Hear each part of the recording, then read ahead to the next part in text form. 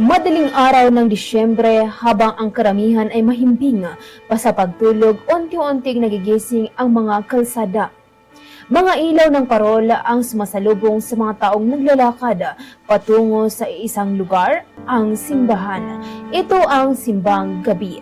Sa loob ng siyam na magkakasunod na araw mula ika-14 hanggang ika-24 ng Disyembre, nagsama-sama ang mga Pilipino sa banal na pagdiriwang bilang paghahanda sa kapanganakan ni Hesukristo.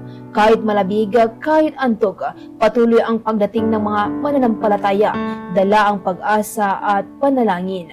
Ang simbang gabi ay nag-ugat pa noong panahon ng pananakop ng mga Kastila. Noon, ito ay idinaraos sa madaling araw upang ang mga magsasaka ay makapagsimba bago magtungo sa bukid. Hanggang ngayon, nananatili ang diwa nito, ang sakripisyo bilang handog ng pananampalataya. Hindi lingid sa kaalaman ng marami ang paniniwalang kapag nakumpleto ang siyam na misa, may isang kahilingang maaaring ipagkaloob. Ngunit para sa iba, ang tunay na biyaya ay ang pagkakataong makapagmuni, makapagnilay at makapagbalik loob sa Diyos.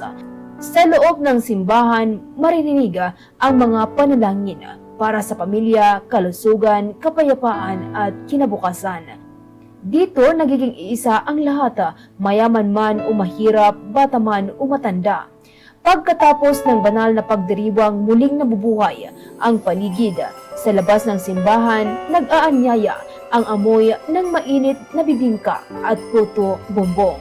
Ang simpleng pagkain ay nagiging simbolo ng saya, gantimpala sa sakripisyong inalay sa madaling araw.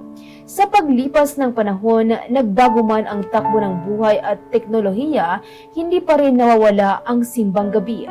Patuloy itong ipinapasa mula sa mga magulang patungo sa mga anak, isang tradisyong nag-uugnay sa nakaraan at kasalukuyan.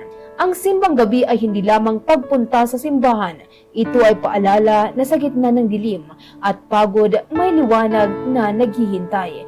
Isang liwanag ng pananampalataya, pag-asa at pagkakaisa. Sa bawat paggising sa madaling araw, ipinapakita ng mga Pilipino na ang Pasko ay hindi lamang isang kasiyahan, kundi isang paglalakbay ng puso. Ito ang simbang gabi, isang tradisyon, isang panalangin, at isang liwanag na patuloy na nagniningning sa bawat Paskong Pilipino.